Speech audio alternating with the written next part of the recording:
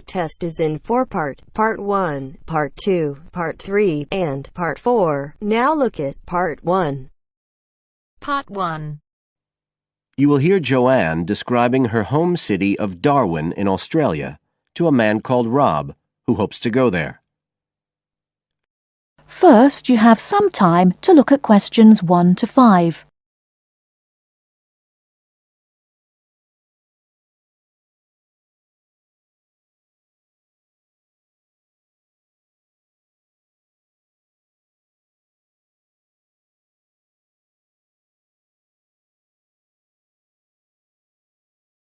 Now we shall begin.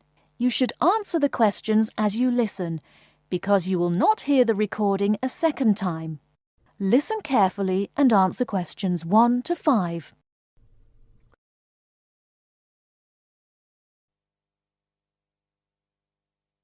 Joanne? Hi, you must be Rob. Nice to meet you. So, I hear you're planning to visit Australia. Yeah, and I really wanted to talk to you because I was thinking of spending some time in Darwin, and my sister told me you're from there. That's right. So, tell me about it. Well, where shall I start?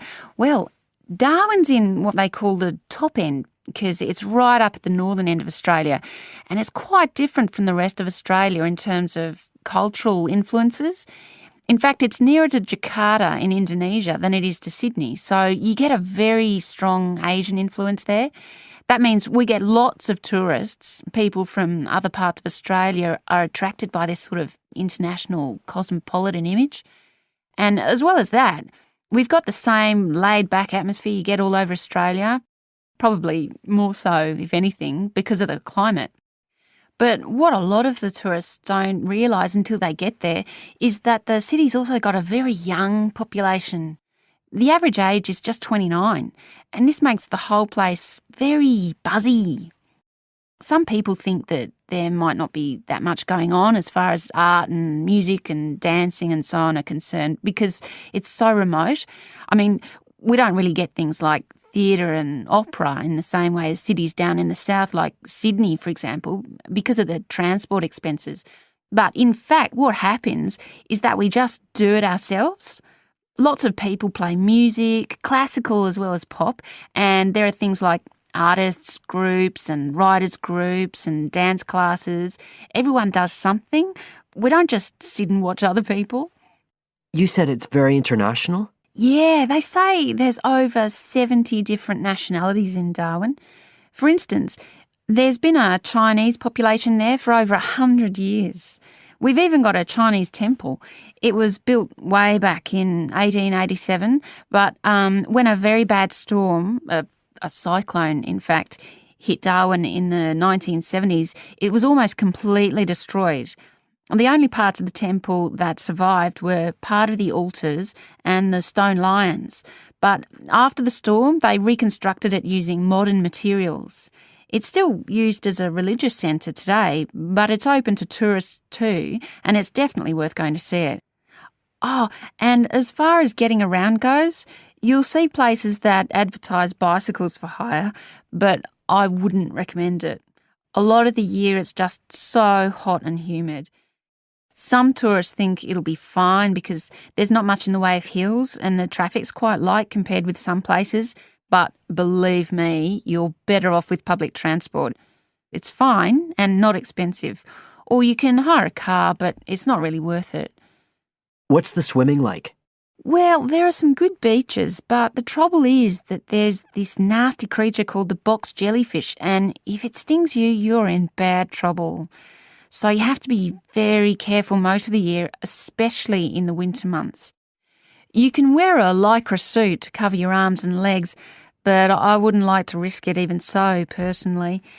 And there are the saltwater crocodiles too. I mean, I don't want to put you off. There are protected swimming areas netted off where you'll be safe from jellyfish and crocs, or there are the public swimming pools. They're fine, of course. Before you hear the rest of the conversation, you have some time to look at questions 6 to 10.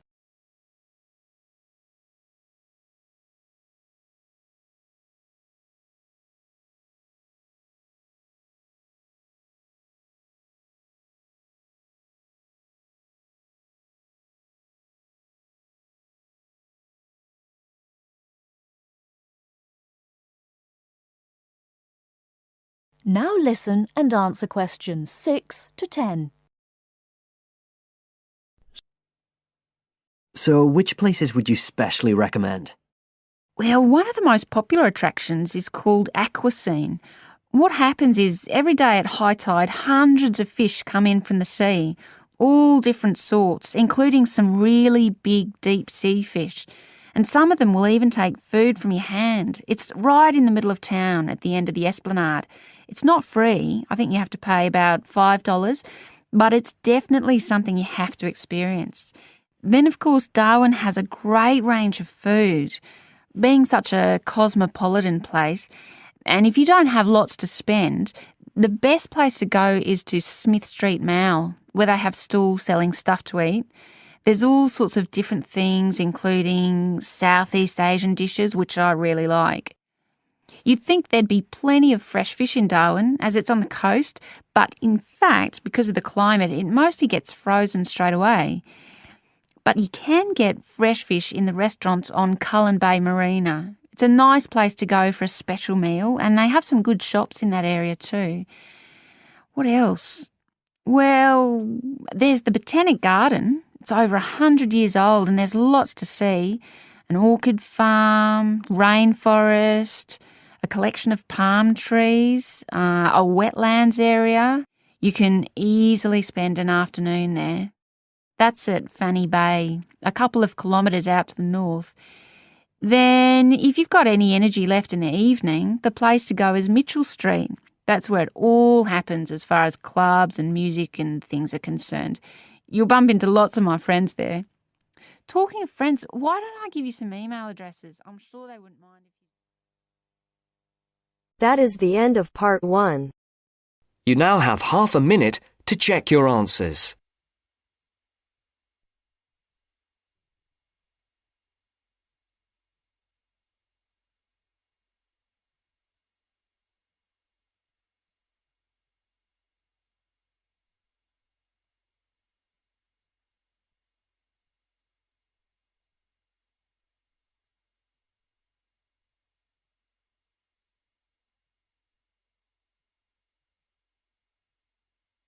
Now turns to part 2.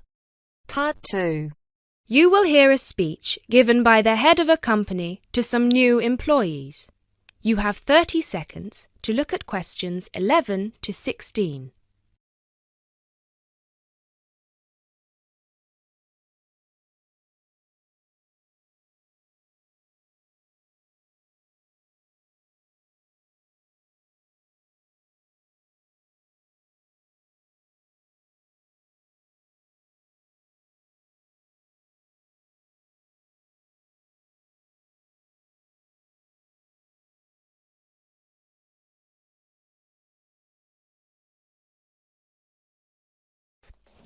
First of all, a warm welcome to Barker's Country Safaris. We're delighted to have you all on board for this season.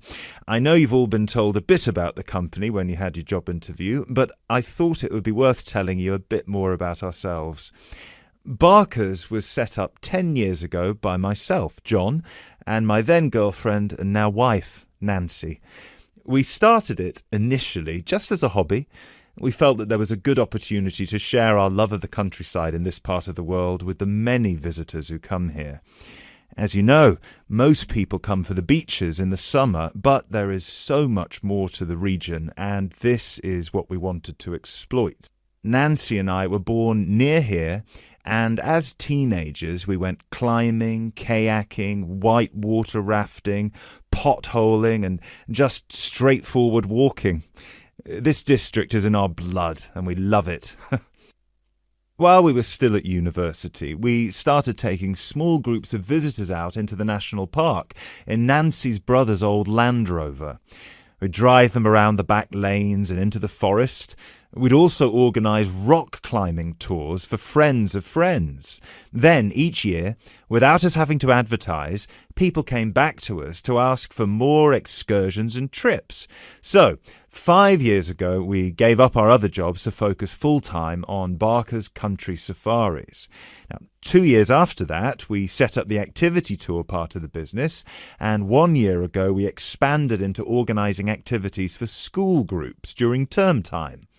Obviously, this was a massive challenge with all the health and safety requirements, but it's proving a great success.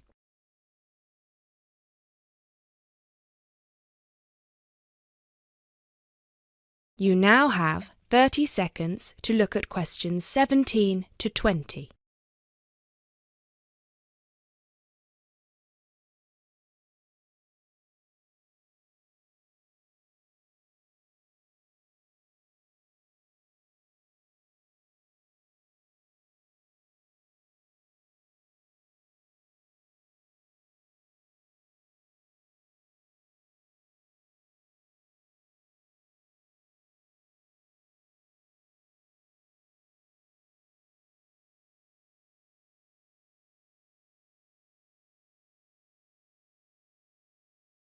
You now have 30 seconds to look at questions 17 to 20.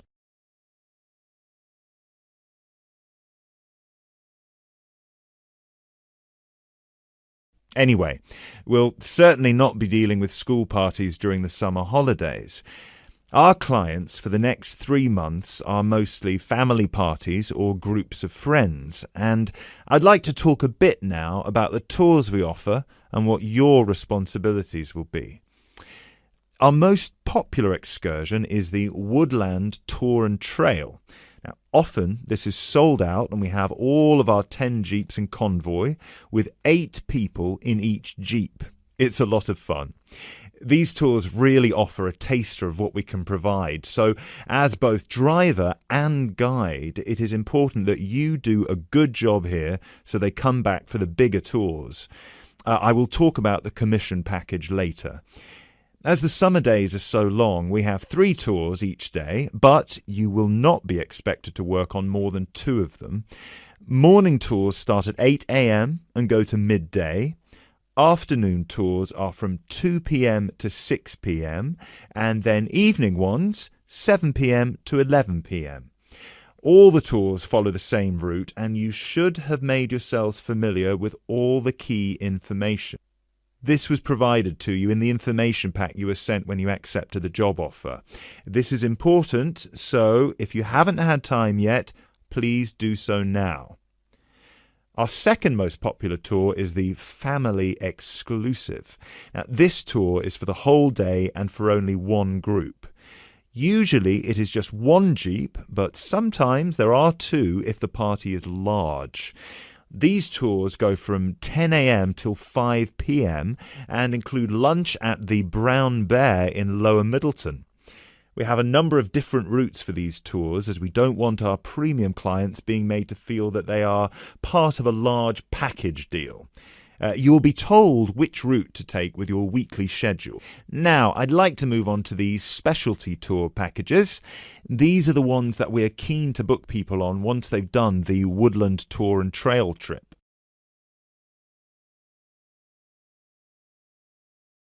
That is the end of part 2. You now have half a minute to check your answers.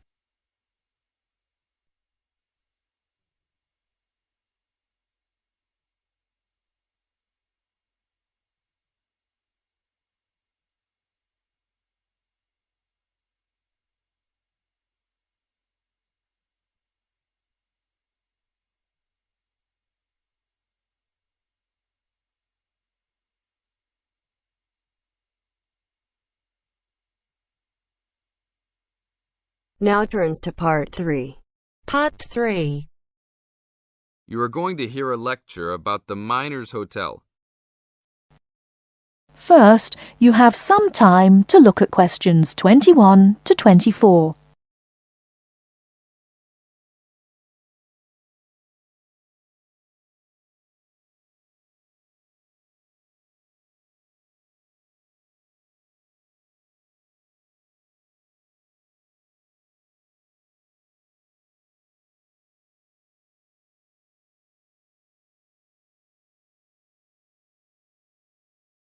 Now, listen carefully and answer questions 21 to 24.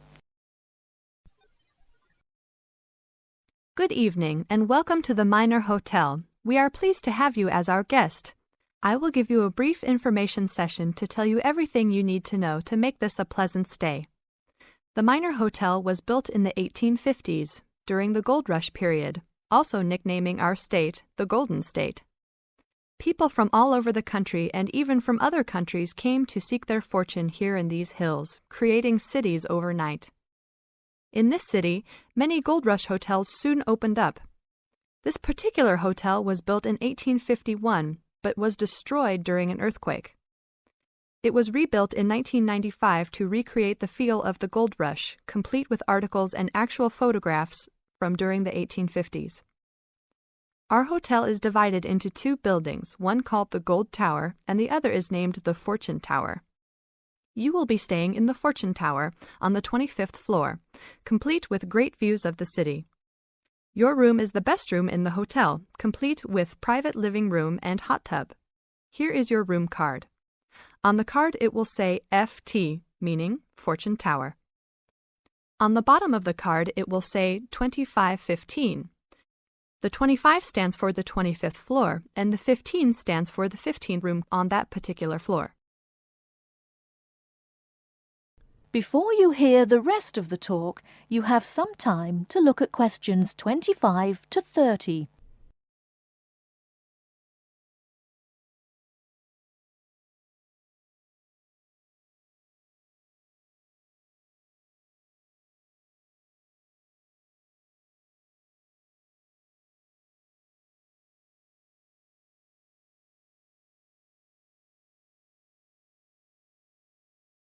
Now listen and answer questions 25 to 30. There are emergency exits in both towers of the hotel. They are located on the south side, opposite the elevators. Please use these in case of a fire or other emergency. We have some special events happening this week. Our Miners Diner is offering a special Miners Buffet dinner this Friday and Saturday for only $20 per person. This special includes all food, not including drinks and alcohol, and shows for the night. The buffet will be available from 5 to midnight. Because of the historical significance of our hotel, there are some special rules. The first rule is that there is no smoking allowed anywhere in the building, not even in your own room. This is not only to ensure the safety and health of our guests, but also the furniture and pictures can be easily damaged by smoke and other harsh treatment. Please remember that there are items of furniture over 100 years old here, so respect the rules by not smoking. Secondly, please do not take pictures using a flash of any of the drawings and paintings in the rooms or hallways, as they are old and fragile. We are doing our best to preserve a national treasure, so please help us in doing so. Lastly, you will only have one set of towels and bed sheets per 3 days. This is to conserve the water supply, as there are frequent droughts this high up in the hills. If there are any further questions, the staff of the hotel will be available to answer your questions. In the event that no one is able to answer your questions, I will also be available from 8 a.m. to 5 p.m. each day in the concierge. I hope you enjoy your stay here with us. Thank you very much. That is the end of part 3. You now have half a minute to check your answers.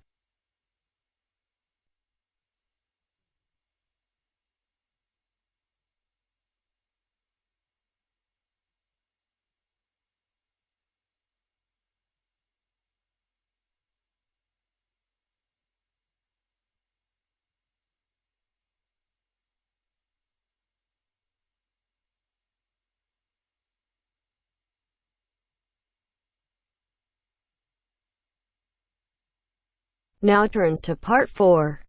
Part 4. You are going to hear a talk about the tall ships race in Britain. First, you have some time to look at questions 31 to 40.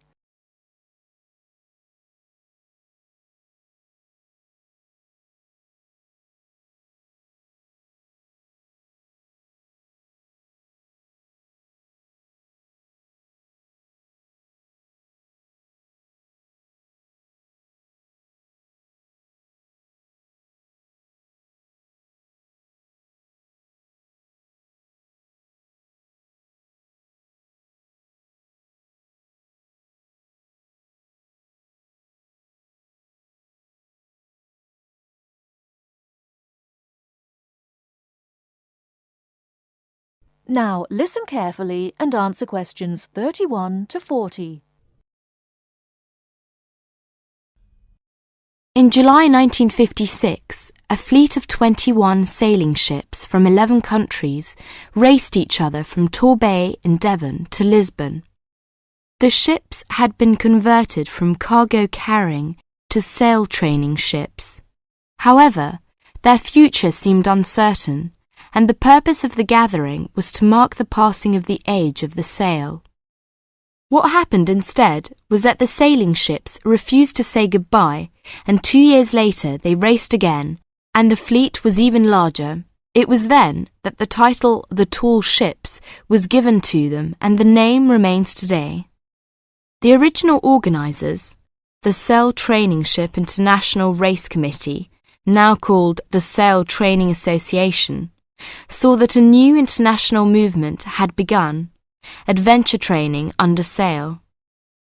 As race succeeded race, it became clear that the events had more to do with bringing adventure and widening the horizons of young people than of commemorating the passing of sail. Now, sail training ships began to be specially built, and young people from all walks of life wanted to participate. Now, to compete, a vessel has to satisfy just 3 requirements. It has to have a minimum waterline length of 9.09 metres. Half its crew must be between the ages of 16 and 25, and its principal means of propulsion must be a sail. Since 1972, the race has been sponsored by Cutty Sark Scots Whisky, and it has started to attract huge crowds of spectators. In 1984, more than 250,000 people lined the River Mersey in Liverpool to watch the fleet set off. And in 1986, 2 million spectators joined Her Majesty Queen Elizabeth at Newcastle upon Tyne to watch the parade. 1989 was the year that the spectacular Cutty Sark Tall Ships race started from London.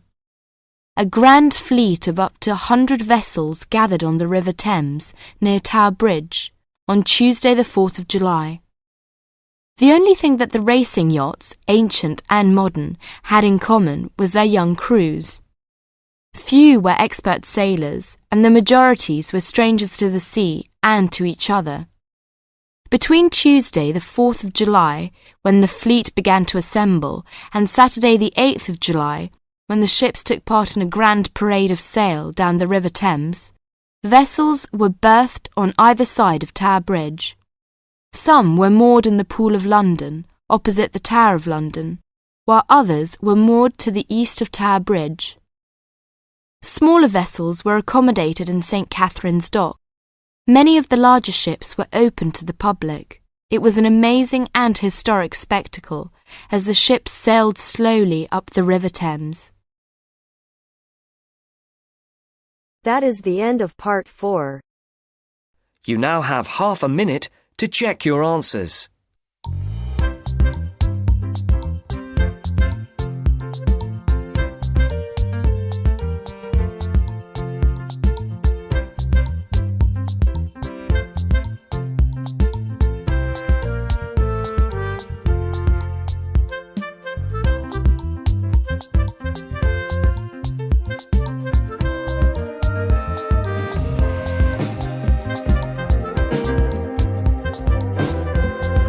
That is the end of the test. You now have 10 minutes to transfer your answers to your Ielts listening answer sheet.